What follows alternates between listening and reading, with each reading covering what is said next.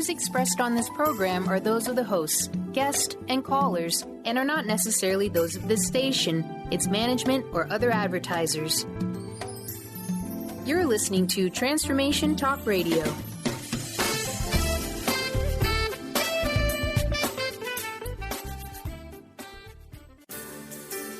On the cutting edge of the new mainstream, Christine Upchurch is passionate about bringing together science, psychology, and spirituality in a way that can be applied to our everyday lives for true transformation. The Christine Upchurch Show, stellar conversations to illuminate your journey, engages some of the most inspired visionaries on the planet in lighthearted, lively dialogue. Join us as we explore the expansive nature of reality in a down-to-earth way, offering you insights and tools, empowering you to become that bright light you're meant to be. Now, here's your host, Christine Upchurch. Hello, everybody. Welcome to the Christine Upchurch Show, where we have stellar conversations to illuminate your journey. I'm speaking to you today from cloudy Seattle here on KKNW AM 1150 at Hubbard Radio. You might be listening on the East Coast in Connecticut, Rhode Island, or New York on WBLQ AM 1230 Radio. You might be listening on one of the 35 stations in Australia or anywhere around the world on Transformation Talk Radio, or, of course, through the archives. Wherever you're listening from today, whenever you're listening, you're going to be glad you joined us, because we're going to be talking about something that we've talked about in various ways before, but we've never discussed it in sort of this structured way. But I'm not going to tell you what that's about until I say hello to my better half here in the studio, Mr. Benny Mathers. You do all the magic, Benny. Thank you. Stop. Thank you. I appreciate it. And happy, actually, National DJ Day to you as well. You run as much magic out of your mouth as I do on my fingertips. Well, I'm not so sure about that. I'm not sure what's running out of my mouth sometimes. But that's why you're here, though. That's why you're in the seat. You do your magic, and we're all very appreciative, with all those computers and boards and gadgets over there. Yeah, I still am amazed on how much I have to really do every day. That's why I stand a lot and I run around. I hope I'm not stinky and sweaty on you. We have plenty of distance between us here, don't we, Benny? Thank God for that. Today we are going to be talking about mindfulness. And I really like what our guest today has to say about it. He's sort of broken it down into little tiny pieces so that our mind can kind of focus on it, and we can sort of find some ease into each step of the way of becoming more mindful. His book is called Make Peace with Your Mind, How Mindfulness and Compassion Can Free You from Your Inner Critic. And we're going to be talking a lot about that inner critic. And the person I'm talking about today is Mark Coleman. He is an author of a couple of different books, including the one I just mentioned, as well as Awake in the Wild. He's the founder of the Mindfulness Institute. He has guided students on 5 different continents as a corporate consultant, a counselor, a meditation teacher, and get this, a wilderness guide. He lives in Northern California, and again, he's got a new book out, and it's really interesting because we are going to be talking about this book, and it's about the inner critic, which we all have. Boy, I've become much more aware of my own inner critic since reading this book. I'd like to welcome our guest today, Mark Coleman. Thank you. Great to be on your show. Mark, it's kind of like the elephant in the room right now. If you're listening live, this is Inauguration Day here in the United States. And before we get into the details here, I'm just kind of curious. You have done a lot of introspective work. You have guided others both on the personal level and like on the corporate level, on the group level, to become more mindful, more aware. What's your perspective about what has occurred in the United States to sort of create the shift that we are undergoing today, transitioning to Donald Trump as president? Well, you start with the hard questions. Why not? Let's just jump right in. Let me give you my answer in 10 seconds or less. No, that's it's a big question. It's an important question, and I think there's a lot of deep soul searching going on. Particularly anybody who are leaning towards the progressive spectrum of things. And, I have to say, I think Bernie Sanders, of all the commentators out there and politicians, I think he really nailed it, which is, the working class in this country has been left behind for many decades. And, we are two countries. We're the coastal country and the centrist country. And a lot of the working class and poor folks in America, I think, have been left behind by both parties. And there's a lot of disenchantment and poverty and struggle and all of that. And I think, unfortunately, what happened is that Donald Trump, in a bizarre way, given he's a billionaire who doesn't actually care for the working person at all, but he stole that. He saw, or his advisors saw, that disenchantment with the working class, in particular the white working class, and stole that message that he was going to help working people, which of course we know is not actually going to happen. But and the Democrats were sadly left behind because they actually haven't been fighting for the working man and woman. And so I think that's what tilted the balance. That on top of a growing sense of what Van Jones called whitelash, which is the sense of a large part of the white population fearing the diminishment of the hegemony of white power, and we're going to be a more diverse country than ever. And I think there are many people who feel unhappy about that. And so I think that combination of disenfranchised working class people and then using the race card, which is happening in Europe and elsewhere, I think that's what tilted the balance, sadly. Yeah. And I was actually a Bernie supporter. I was a delegate at the local level.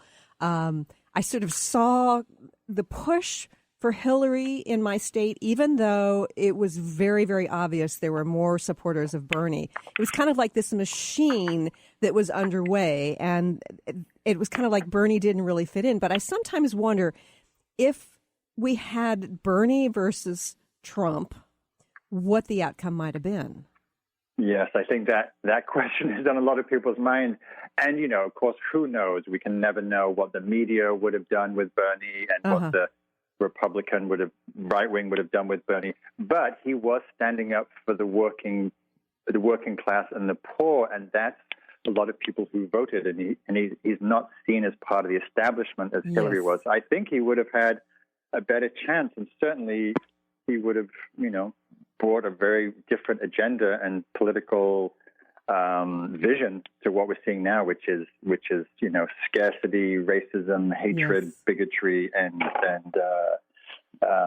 isolationism, which is unhealthy for everybody. Right. And I think that people were ready for change of one sort or another. It would have been nice to see change versus change as opposed to the status quo versus change, which is what we had.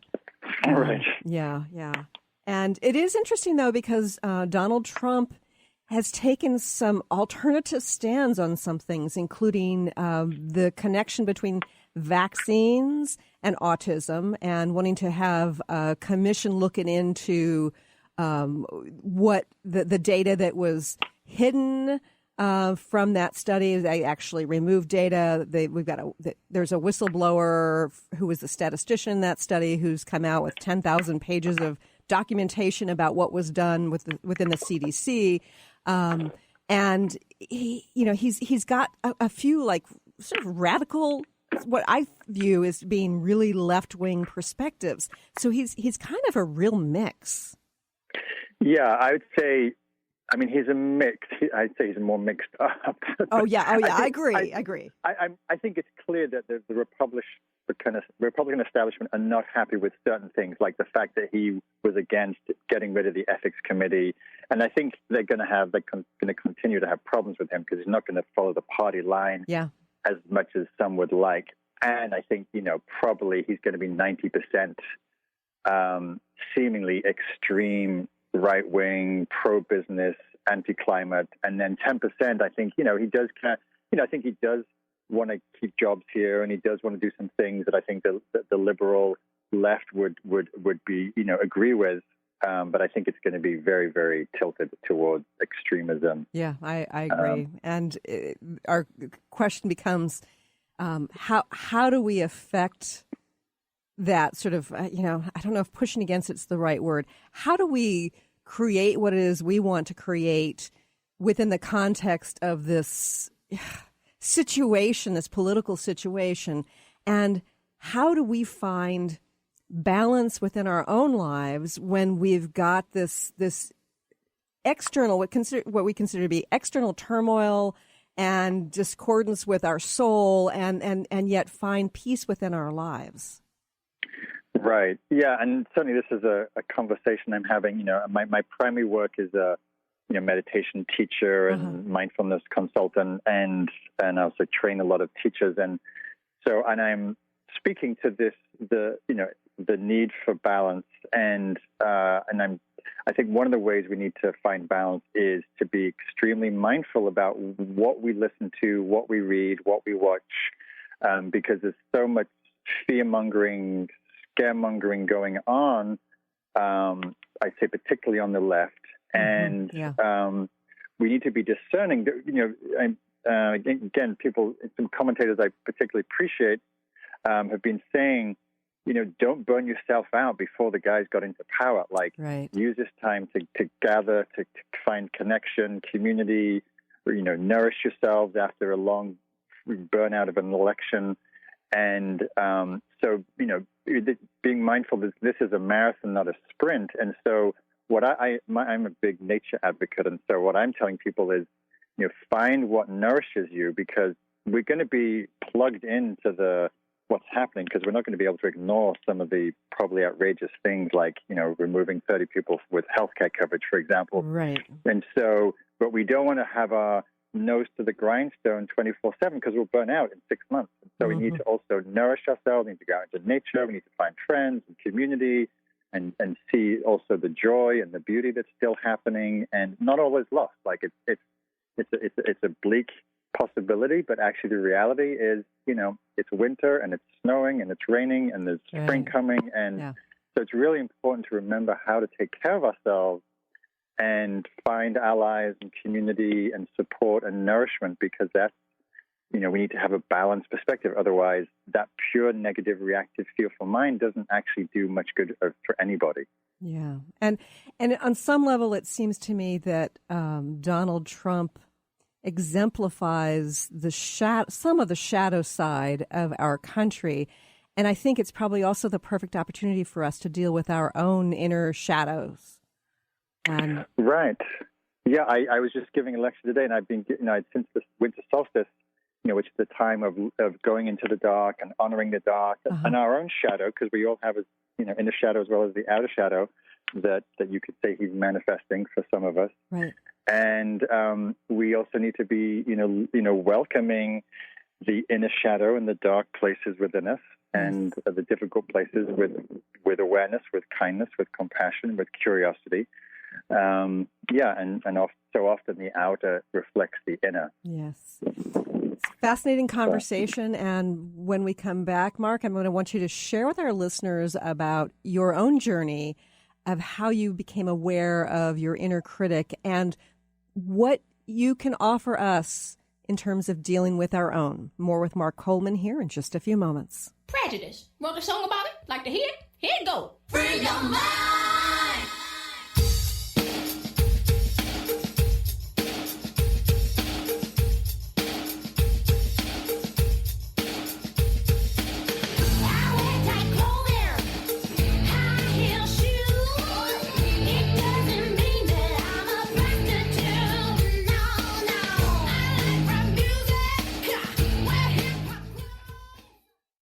Are you sick of feeling overworked with no motivation? Take a break from the daily grind. Life coach Nicole Eisler is here to provide a healing journey of optimism. Passionate and caring, Nicole is no ordinary soul. Her dedication to helping everyone has no limit. Witness the power of positivity. Tune in every first and third Tuesday at 4 p.m. Pacific for Positivity Party Radio with Nicole Eisler on Transformation Talk Radio. For more information, visit BigDreamAwakening.com. What is a brilliant culture? And how do we create them? Why are they important? Claudette Rowley has created a breakthrough 5-step process to help you design a culture that is authentic, innovative, and successful. Learn how to create change with Cultural Brilliance Radio, the DNA of organizational excellence, and Claudette Rowley. To learn more or work with Claudette, visit ClaudetteRowley.com. On the cutting edge of the new mainstream, Christine Upchurch is passionate about bringing together science, psychology, and spirituality in a way that can be applied to our everyday lives for true transformation. The Christine Upchurch Show, stellar conversations to illuminate your journey, engages some of the most outstanding visionaries on the planet in lively dialogue to inspire you to become that bright light you're meant to be. Join Christine every Friday at 11 a.m. Pacific Time on KKNW, AM 1150, and Transformation Talk Radio. How would you like increased health and vitality? How would you like to avoid the onset of disease as well as slow the aging process? This is all possible through a simple, safe, and natural process. Every day we are either moving toward wellness or away from wellness. Hi, I'm Mary Jane Mack. I'd like to be your partner in achieving optimal health. Contact me now at maryjanemack.com or call 425-392-0659. Visit maryjanemack.com. I'm Christine Upchurch, and this is a Stellar Reflections Minute. For centuries, spiritual traditions have talked about how humans have an energy field, or aura, surrounding them. Although skeptical scientists refuted this for decades, science is now beginning to catch up with spirituality. Scientists can actually measure light emanating from living beings, so they can measure the human aura, which in scientific terms is known as the biofield. Many medical practitioners around the world use an instrument to evaluate a patient's biofield for the purpose of diagnosing illness. They understand that imbalanced or insufficient light in a person's energy field indicates a physical or emotional problem. The good news? There are ways to balance and increase your light, resulting in greater well-being. For more information, please check out stellarreflections.com or call 425-999-9836. That's 425-999-9836.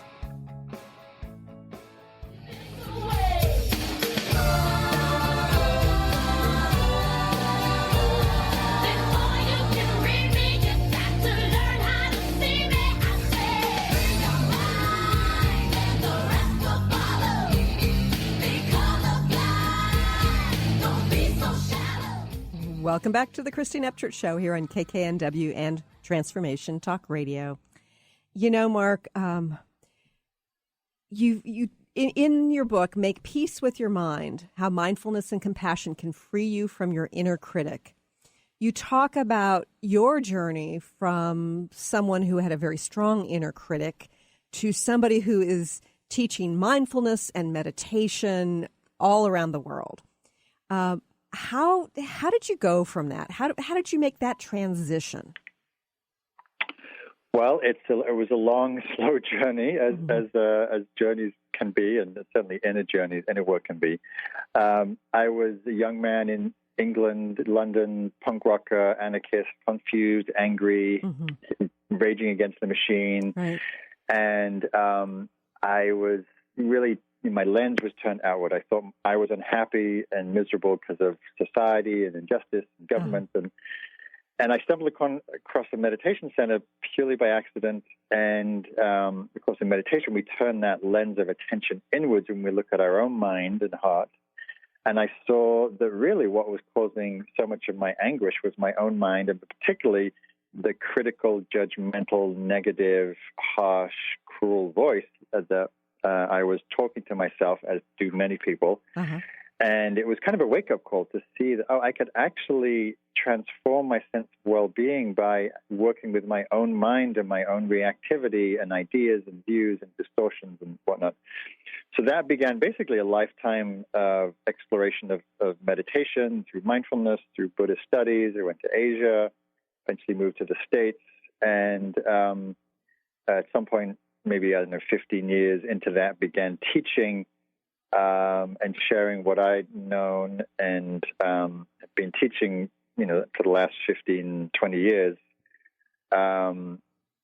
mostly through, teaching meditation practice and retreats and courses, and then more recently, last 10, 12 years in corporations and companies and organizations.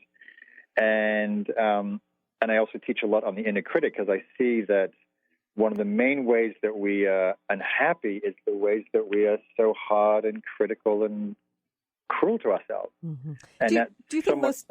I'm sorry. Do you think most people are aware of their inner critic? I think they are, but I think people are aware of it as part of the living room furniture. It's just, oh, yeah, that's the way I talk to myself. Yeah, that's my negative voice. Yeah, that's, I mean, doesn't everyone have one of those kind of voices that tell you you're stupid every day? It's just, especially like growing up in England, where I think the critic is even more louder than here. Really? It's just part of how people, the humor is based on self-deprecation. Okay. And putting oneself down. And so I think it becomes just the norm. It becomes part of the living room furniture. We don't even notice. And yeah. So if it's the norm, if it's like it is for everybody else, at least our perception of everybody else, then what becomes the impetus for change? Suffering. Suffering is the greatest motivation for change. And I think when one wakes up to how intense that voice is, and also that one has some agency or some control or some ability to work with it, then I think that's the motivation. I mean, the critic is fundamentally a source of great pain, because if, the voice is telling us you're stupid, you're worthless, you're no good, you should be more, you're not enough, right? When we listen to that long enough, that's just a recipe for feeling miserable. And so when people realize that and realize they can do something about it, then that's what starts people to actually, pay attention and do something. Mm-hmm. So if we all, to a certain degree, one degree or another, have this inner critic, where does it originate? Well, it's a good question. I think primarily it comes, way back to, the end of the 18th century. Freud was talking about the superego, the structure in the ego that basically controls and manages an infant's wild impulses, strong emotions, hatred, anger. So it's basically, we come into it, we're born into a system of family, culture, religion, and, as children, we're very, there's a lot of energy and passion and strong emotion, and we have to learn very quickly how to fit in with our family of origin. And so a lot of things aren't welcome. And our psyche has to find ways to shut some of those impulses down. And the strongest thing to shut something down in ourselves is shame. And so the critic or the superego uses this function of shame to thwart all those feelings and actions and impulses before the outer critics, the parents, the family, whatever, shuts them down. So that's how it gets instilled. And then, unfortunately, as we grow older and leave home and we no longer need to fit in that same way, the critic still maintains itself and often gets stronger. And so we find ourselves being harsh and judgmental and critical and shaming, even though we no longer need to have that kind of very simplistic and harsh force in us. Mm-hmm. So how do we become more aware of our inner critic? Well, so the subtitle of the book, How Mindfulness and Compassion Can Help Free from the Critic. So mindfulness, from my perspective, is really fundamental in that mindfulness is simply the capacity to be aware, to know our experience. And so we have to start bringing attention to our thoughts, bring attention to the kinds of thoughts we have, right? We have a whole range of thoughts, from creative, to imaginative, to planning, judging, ruminating. And so we need to begin to isolate when our thinking is judgmental in this, what I call this negative, self-critical way. So we're clear when it's happening, and then we start to bring a little more clarity or investigation to the thoughts, because mostly the critical thoughts are not very accurate, not very useful. It's not the way they feel sometimes, though. Right. So they often feel like they're the truth, Right, and that's another thing we want to pay attention to is how do we relate to those thoughts? Do we believe them? Do we give them authority? Do we give them the objective truth? Because if we really analyze them in the cold light of day, and if we ask the 10 people who know us best, you really, think that I'm worthless or stupid or a failure or no good or unlovable or whatever. Right. Most people we know and love will say, no, I don't think that's true. You may have a flavor of something around maybe, organization or around thoughtfulness or around, but, the critic is generally these very global statements that always, never, should, and are not so accurate. And so if we listen to them, we will start to feel bad, worthy, stupid, hopeless, etc. Right. So I guess there's a difference. Like let's say that I've decided, my inner critic says, you're getting fat, and if it's like, kind of like, gaining a little weight, it's time to deal with it. But usually, what it'd be like is somehow I'm not beautiful, I'm not lovable, whatever. There's like this attachment to what the inner critic is saying. Right. And it's that causes the pain. Right. And here's the crucial thing that you're pointing out is that there's a difference between, this is why I say pay attention to the judgments, because, and there's a chapter in the book called Making a Difference Between Discernment and Judgment. So we need discernment, we need assessment, we need evaluation, we need to discriminate, we need to analyze, right, all very healthy cognitive functions. The judging mind comes in, and rather than saying, so say you're reviewing your radio show, and you may assess, it was a little rambly at times, or it was a good interview, but maybe we could have stayed more on point, or whatever. But that's a healthy assessment. The judgment comes in and says, well, that was terrible. I mean, that was stupid. You were hopeless. You really, I don't know why you bothered doing this. I mean, if someone else would have done that much better. And so the judge attacks our personhood and our value and our worth rather than the action itself. So it's the difference between person-centered praise or critique versus process. The process is, there's things I could adapt and adjust and make the show better. But the person-centered critique is, you're a bad person, you're a stupid person, you shouldn't bother. Why, And that's what we want to look at, because we want to unhook from that, because it's so debilitating when we actually buy into that attack on our being and on our value and our worth. That makes sense. We have to go to another quick break, but more here in just a few moments. I'm going to do a terrific show today because I'm good enough, I'm smart enough, and doggone it, people like me.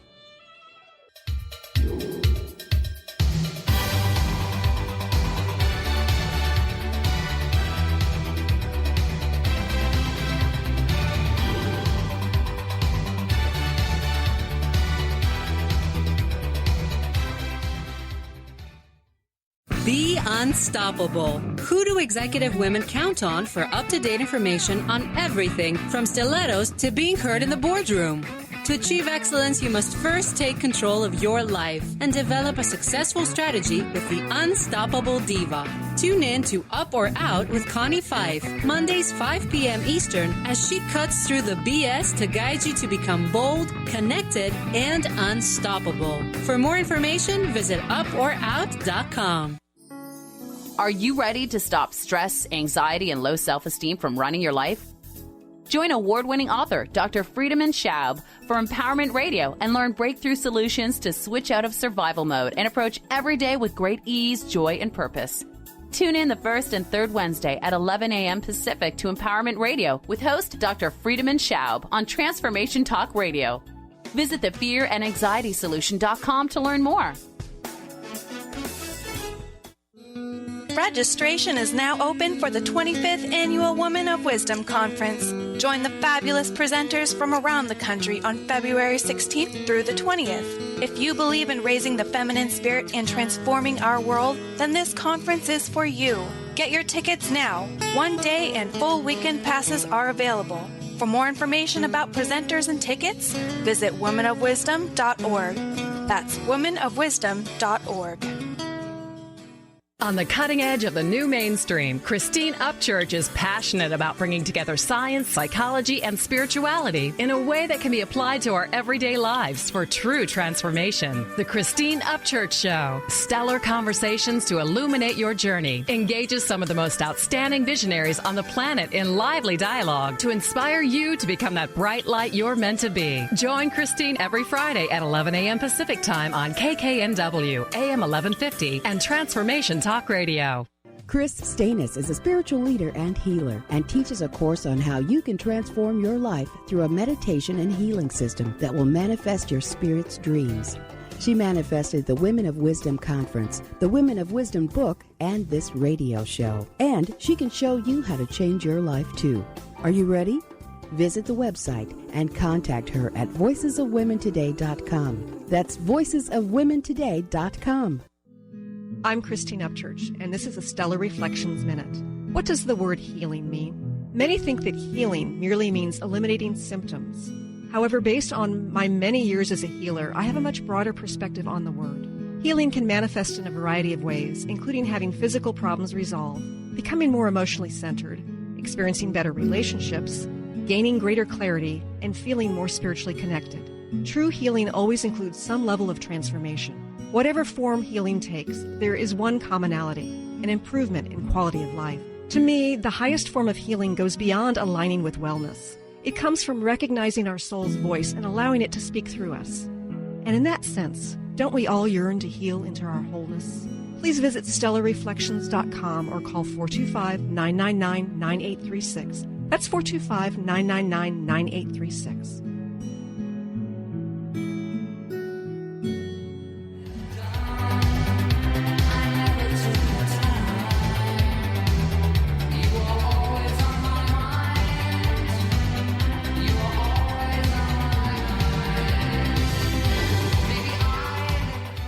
Welcome back to the Christine Upchurch Show here on KKNW, WBLQ, and Transformation Talk Radio. I'm talking today to Mark Coleman. He's the author of a couple of books, including his latest, which is Make Peace with Your Mind, How Mindfulness and Compassion Can Free You from Your Inner Critic. Now, Mark, you know, we all have this inner critic. I've gotten to know mine better and better over the years. And you're talking about the importance of awareness. Once we are aware of the judgment that can be going on there, how do we shift it? So, as I said, the primary thing is the awareness, because if we're not aware of it, of course, it's just going to keep going on and on and on. Once we're aware of it, then there's a few steps. There's beginning to feel the impact of it. So normally we listen to the critic, and sometimes the critic is so close we think it's our own, it's just our own voice. Uh-huh. But it's useful to create some kind of separation or some space between ourselves and the voice. We want to feel how it lands. So a big shift for me in my journey with the critic was usually I would just listen to my critic and believe it and agree with it. Uh-huh. And at some point in meditation, I was sitting and I began to feel how it was to be talked to so harshly and judgmentally. In the same way that, if a good friend or a colleague at work or something judges us and criticizes us, it's hard to hear and it can be painful. Mm-hmm. And in the same way, if we really listen to our body and our heart, it's actually painful to be so cruel to ourselves. So the more that we can actually get how painful it is, it's one more step to not being so identified and allied with it. Mm-hmm. Although, don't you think some people feel like they deserve the pain? Yes, definitely. That, and of course, that's just another faulty belief that needs to be examined. Uh-huh. And even if they feel like they do deserve the pain, the berating ourselves and judging ourselves, say we messed up on something or we forgot something important, uh-huh. and our critic reminds us, as it will, 50 times a day, right? It doesn't, we think, if I keep judging myself and berating myself, I'll be better next time. But actually, all the judgment does, it makes us feel bad. We collapse a little. We feel more unworthy. we feel less clear and less likely to actually bring effective change. That's the irony of all that judgment. We think, oh, if I'm just hard on myself enough, I'll be better next time. But it just makes us feel bad. It's not really the good basis for constructive action. Mm-hmm. So then we bring a lens of inquiry, and we start examining. Okay, so what's my critic saying, and is it really true? Is it objective? Uh-huh. Is it really true that I messed up? Is it really true I'm a failure? Is it really true that, whatever the judgment is saying? And sometimes it may be true. Like, maybe we missed an important occasion. Maybe we missed our mother's birthday or something, or whatever, right. Things we do. So that data, the data of what the critic's saying, you missed your mother's birthday, is true, but what comes with that, as in, oh, you're stupid, or you don't care, or you're a terrible son or daughter, or right. all the later interpretations, that's what needs to be examined and scrutinized, and again to have some distance with. So we notice it, we notice the impact, we start investigating it. I have my students on courses that I teach write down the judgment. Because when we read our judgments, we usually bring a little more discernment to the written word than to the thoughts rambling around in the tumble dryer of our head. So right. If I read, I'm a stupid person, it's like, well, is that really true? I'm stupid. I can be stupid on occasion, but am I a stupid person? No, I don't think that's actually true. Otherwise, how could I do the work that I do? Or am I unlovable? Well, I may not love myself that much, but clearly there's certain people around me who think that I'm lovable. And so to bring some discernment to that, I have people share those judgments with people close to them and ask, is this true? And again, to get some objective perspective, which is a little scary to share some of those very secret, hidden, shameful judgments. But actually, it can be helpful because we all basically have the same judgment, that we're not enough, we should be doing more, we messed up, and blah, blah, blah. And to also see that this is not just me that has this issue, that it's really a kind of a universal feature of being human. And so that can also take the sting of it, because sometimes we judge ourselves extra for having a judging mind, when of course we all have judging minds. So we're judging ourselves for being judgmental that we're judging. It's a never-ending cycle. So that's, there's a chapter in the book called the Inner Critic Toolkit, and there's a whole bunch of strategies, but I'll stop there for now because that's just the first round of things we need to do. Bring awareness, bring discernment, feel it, scrutinize it, inquire into it, challenge whether it's true, write it down. And you mentioned shame at one point. How does shame fit into this whole picture? Well, shame is really an important piece with the critic, because you could summarize the net effect of the judging mind is we feel shame, we feel bad, we feel unworthy, we feel that sense of collapse. So, as I said, in our early childhood, that shaming mechanism was used to control ourselves, and that's the wayward impulses, you could say. And as an adult, and the net effect is we feel basically bad. And of course, feeling shame is kind of a hopeless basis for any constructive action. When we feel shame, we feel mildly depressed, we feel hopeless, we feel helpless, and there's a sense of feeling stuck. And so it's not a good motivator, is it? Not a good motivator, not a happy or healthy state to be in. And that's why it's so important to challenge and work with the critic. Otherwise, we do end up living with this low-level sense of shame. Yeah. Okay, so I know that you teach ways in which we can sort of reprogram. How do we go about doing that? And is there science that backs up that your approach, this approach, actually can affect change? Yeah, well, the basis of neuroplasticity, which is, the understanding that's come out of neuroscience over the last 20 years, particularly with the advent of fMRI machines that can track the brain, and changes in the brain structure with our thoughts and emotions and behavior.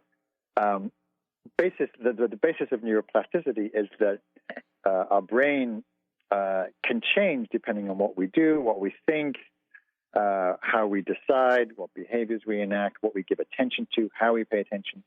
And this is really the fundamental basis of both mindfulness and Buddhist practice, which is we can change who we are and how we are, in any moment by what we focus on, what we give attention to. And so in any moment we can pay attention to our habit of mind, our judging, or our orientation. So for example, we can look at someone and we can carry on our sort of nitpicking, critical, judgmental habit, or we can choose to not do that and say, look at the person's good qualities or their strengths or their gifts or their, positive characteristics, right? And the same with ourselves. Or we can do that with the world. And so the more that we orient towards what's okay, what's positive, what's constructive, what's helpful, what's good, rather than what's negative, critical, problematic, then we're shifting that negative orientation of the inner and the outer critic. That's not it's not to be Pollyannish, and it's not to get rid of our healthy critique, like we need a healthy critique of this administration that's going to be doing all kinds of funky things. Right. But it's more this negative nitpicking that's always fault-finding, it's always problem-seeking, particularly with ourselves and others, which lends to a very negative, critical mind state, which I would say is very unhealthy. And science shows that we can actually rewire the brain, essentially. Yes, and there's been thousands of studies now in the last 10 years on mindfulness, because mindfulness, this capacity to be aware and to know what we're doing, to know what we're thinking, and therefore change the habit of mind, is one of the most powerful tools to change the function and the habit, and actually even the neural structure of the brain. So the good news of this work, and the reason I teach this work, is we can change this habit. We can come to know our mind through mindfulness and begin to shift that negative orientation. Interesting. And we're going to go to another quick break, Mark, but when we return, I'm going to like you to talk about how we can bring compassion to this process and how we can shift this in our lives so that we are healthier, happier. More with Mark Coleman here in just a few moments.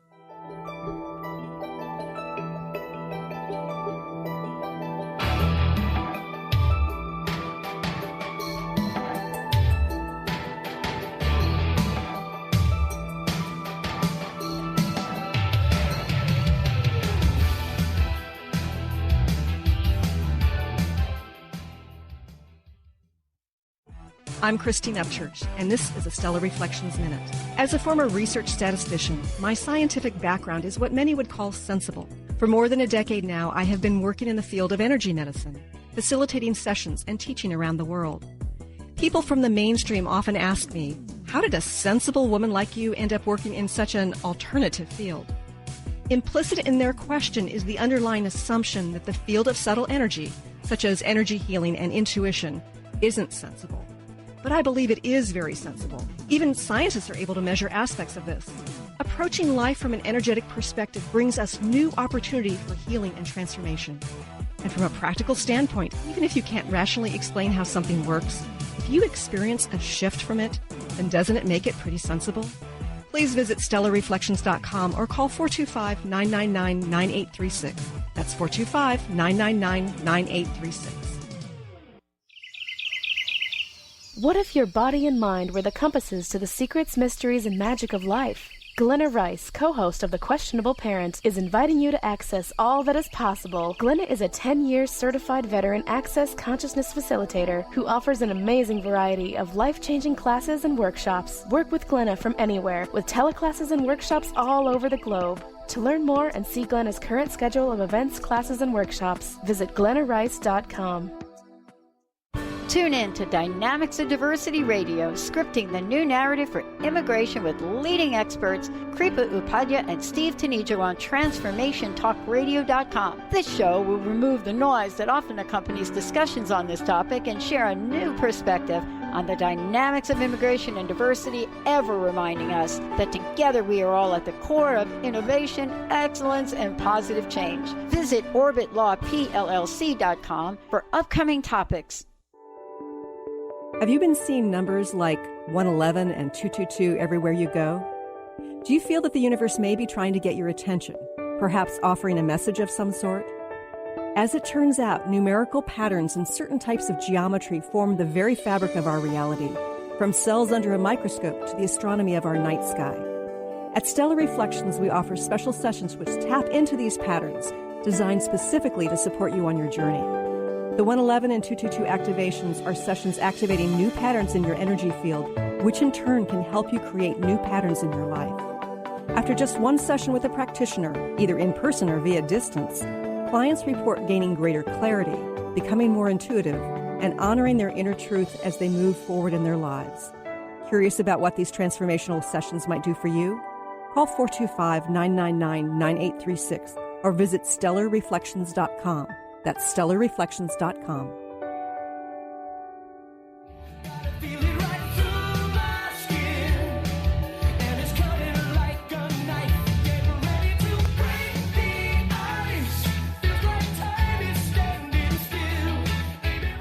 Welcome back to the Christine Upchurch Show here on KKNW and Transformation Talk Radio.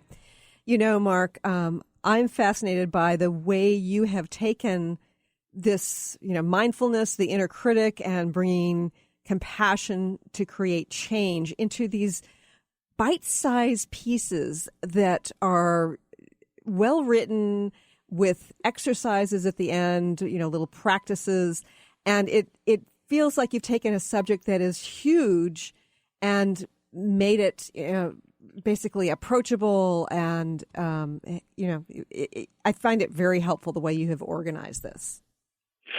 Great. Well, that was my intention, was to, it's a difficult subject. It's painful. Nobody really wants to read about the inner critic. And I was determined to make it, and the same with when I teach, I bring a lot of humor to the subject because I think it's really important that we, make this stuff accessible, but we also don't take ourselves so seriously and find a sense of humor because, we have crazy minds, and the more that we can find that humor and space and awareness, then the less we're going to be painfully impacted. Right. And I know that you've got a lot of events coming up. How can people connect with you? Yeah, so the best place is go to markcoleman.org. That's Mark with a K, Coleman.org. And that has both my book tour information and my retreats and my nature work and my consulting and collaboration with the New York Times and all kinds of different teaching events. But I will be in D.C. and New York and L.A. and San Diego in the next few weeks. So look for my website, markcoleman.org, and it has all the information on there. And it sounds like we may get you up here in Seattle as well. That's true. I'm hoping to come to Seattle and Portland and Vancouver in April. So look out for that. Wonderful. Okay, so we've talked about that darn inner critic that we all have and sort of becoming more aware through the mindfulness and trying to reprogram the mind. How important is compassion when dealing with this? Yeah, that's a really important piece, and hence being in part of the subtitle. And compassion is in there because, one, the whole thing is just so painful. I mean, the critic being judged, being shamed, is really, really painful. And if we've had it for a long time, it probably has led to depression or unworthiness. Mm-hmm. So it's really important, one, that we're not judgmental about ourselves for having a critic, but actually caring and compassionate and kind, because it's so painful to be talked to like that. Right. And also, compassion and love, are very powerful qualities. And when we can be with ourselves with love, it also allows us to stand up to the critic and anybody else, for that matter, who's critical of us, and to be fiercely self-protective, not out of anger, but out of love. And so the more that we can find that quality of self-love, which, as I teach about in the book, through the practice of loving kindness, which is replacing the critical thoughts with caring, kind statements and wishes for ourselves, the more that we can build up that resource of self-love, the less we're going to be impacted by the critic. Uh-huh. So it's an interesting balance of sort of becoming aware and not taking it too seriously, but also taking it seriously enough to understand that we're doing ourselves damage. Right. Yeah, exactly. We're paying attention to when it's hurtful and also having a sense of humor about it, so we can hold it lightly and be playful with it. So ultimately, we want to learn to be somewhat disinterested in that voice. I think you said disinterested. Did you say disinterested? Disinterested. So it's like a yapping dog that we don't give much attention to. Right. And the other piece about compassion that I think is also important is learning to be caring for the fact that the critic usually starts revving because we feel vulnerable. There's a vulnerability that we might be judged, we might be rejected, we might be excluded. And so rather than being compassionate for the judge itself, we want to be compassionate for the feeling of vulnerability from which the judgment arises from. Okay. So does the inner critic serve any good purpose? I would say that we have so many different parts of our mind that can do a far better job than the critic, right? Like our analytical side, our healthy critical side, our conscience to make difficult ethical decisions.